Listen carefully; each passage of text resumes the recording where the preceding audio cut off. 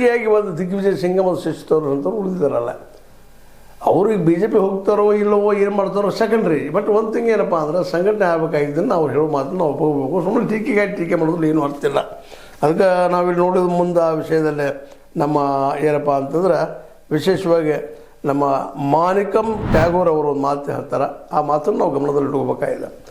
ದ್ವೇಷದ ತಳಯದ ಮೇಲೆ ಹಾಗೂ ದ್ವೇಷವನ್ನೇ ಹಬ್ಬಿಸುವ ತತ್ವದ ಮೇಲೆ ಕಟ್ಟಿದ ಸಂಘಟನೆ RSS.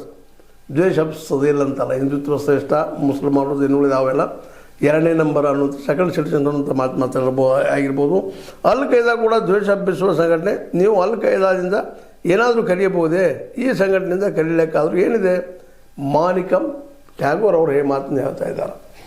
ಏನು ಖರೀದೇನಿಲ್ಲ ಅವರು ಸ್ಪಷ್ಟವಾಗಿ ನಿರಾಕರಣೆ ಮಾಡ್ತಾರೆ. ಆದ್ರೆ ಆ ಮಾತನ್ನು ನಾವು ಏನಪ್ಪ ಅಂತಂದ್ರೆ ಒಪ್ಪಬಿಡೋರು ನಮಗೆ ಪಟ್ಟಂಥ ವಿಷಯ. ಬಟ್ ಅತಿಯಾದಂಥ ವಿರೋಧನೂ ಸರಿಯಲ್ಲ ಅನ್ನೋಂಥ ಮಾತು. ಇಲ್ಲಿ ಶಶಿತರೂರ್ ಒಂದು ಮಾತು ಹೇಳ್ತಾರೆ, ನಮ್ಮ ಪಕ್ಷಕ್ಕೆ 140 ವರ್ಷ ಇತಿಹಾಸವಿದ್ದು ಇದನ್ನು ನಾವು ಸಾಕಷ್ಟು ಕಲಿಯಬಹುದಾಗಿದೆ.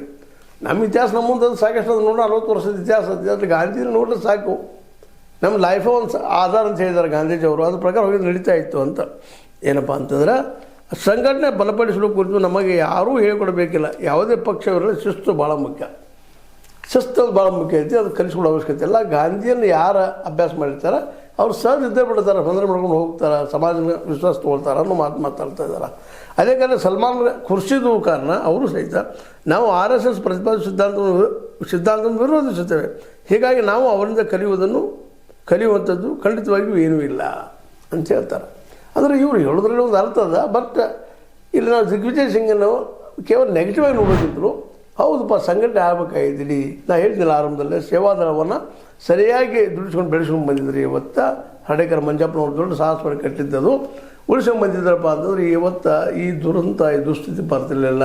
ಕೇವಲ ಕುಟುಂಬ ಆಧಾರಿತ ರಾಹುಲ್ ಗಾಂಧಿ ನಂತರ ಮತ್ತು ಅವ್ರ ಮಗನೋ ಇವತ್ತಿನ ಅವ್ರ ಮಗ ಇರೋ ಗೊತ್ತಿಲ್ಲ.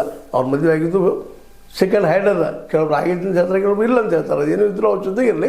ಆದರೆ ಇವತ್ತು ಅವ್ರ ಫಾಲೋವರ್ ಯಾರಿಲ್ಲ, ಅವ್ರ ಮಕ್ಕಳು ಯಾರಿಲ್ಲ. ಇನ್ನೇನು ಪ್ರಿಯಾಂಕಾ ವಾಡ್ರಾ ಅವ್ರು ಏನಾದ್ರು ಬರ್ತಾರೋ ಏನು ಮಾಡ್ತಾರೋ ಗೊತ್ತಿಲ್ಲ. ಆದರೆ ಮೂಲತಃ ಸೋತಿದ್ದಲ್ಲೇ ಪರಿವಾರವಾದ ಅಂತ ತೊಗೊಂಡ ಅಥವಾ ಕುಟುಂಬವಾದ ಅಂತ ತೊಗೊಂಡದಕ್ಕಾಗೆ ಇವತ್ತು ಅದ್ರ ಜೊತೆಗೆ ಈ ಮಾಫಿಯಾಗಳೆಲ್ಲ ಕೂಡಿದರು. ಹೀಗಾಗಿ ಇವತ್ತು ಕಾಂಗ್ರೆಸ್ RSS ಮುಂದೆ ಅಥವಾ BJP ಮುಂದೆ ಸೋಲ ಕಾಣ್ಕೊಳ್ತಾ ಬಂತು ಅನ್ನೋದು ಈಗ ನಾವು